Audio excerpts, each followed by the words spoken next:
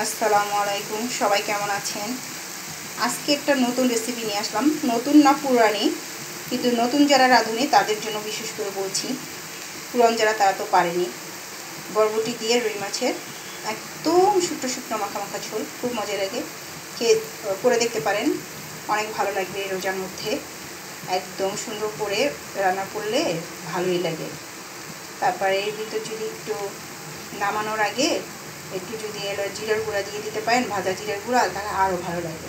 এই যে যেরকম প্রতিদিন যে রান্না করেন সেরকমই আপনার পেঁয়াজ দিয়ে দিবেন, পেঁয়াজটা দিয়ে দেবেন, পেঁয়াজ রসুন আমি একসাথেই দিয়ে দিই তেলের মধ্যে।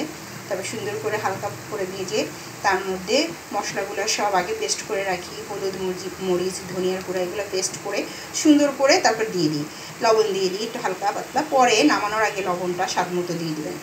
তারপরে সুন্দর করে করে কষায় একটু পানি দিয়ে সবজিটা দিয়ে দিলাম।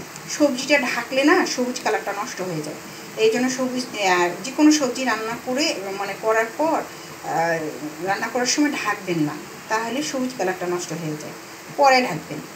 একদম এরকম সবুজ সবুজ সুন্দর থাকে, ভালো লাগে দেখতে, খেতেও ভালো লাগে। এবার মাছটা দিয়ে দেবেন, একদম হালকা পাতলা ঝোল রাখবেন।